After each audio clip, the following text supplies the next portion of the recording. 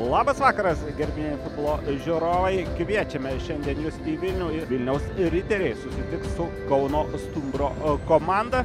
19 numeriu žaidžia komandos kapitonas Rimvydas Sadauskas. Rezga atakų kombinacijos, dešinė koja Levanas Mačarašvilis arba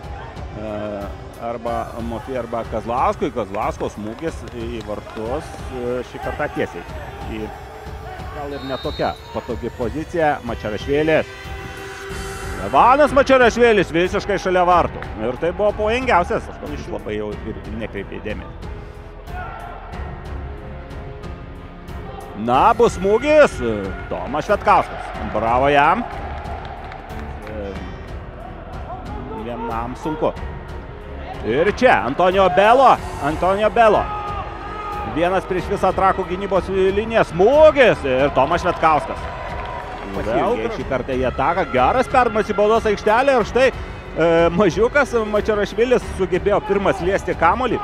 Paskutinės kėlinio sekundės į baudos aikštelės vidurį išmuštas kamuolys. Virkšas gali smūgiuoti. Iš toli Dovydas Virkšas tą ir daro, bet kamuolys skrieja. Riominka. Klaida. Vilela ir čia gali būti labai pavojinga. Lukas Vilela baudos aikštelėje. Perdavimas Bušarebas šalia. Bravo Šveikauskui. Smūgis iš toli. Dabar jau netikslu. Ir Arnas Borodis. Pažiūrėsim, ar kažkas iš jų gaus šansą. Labai jaunas atsarginių žaidėjų suolelis. O čia veiksmas Stumbro baudos aikštelėje. Baigėsi Donato smūgis. Vilela. Sienelę sužaidžia Vilela, na, bus smūgis į vartus, tiesiai į Tomą Švetkauską, bet vėl bravo Antonio Belo.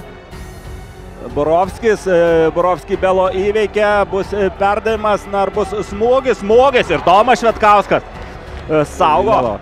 Tas pats Mačarašvilis, dabar Mačarašvilis su kamuoliu kairė koja, bravo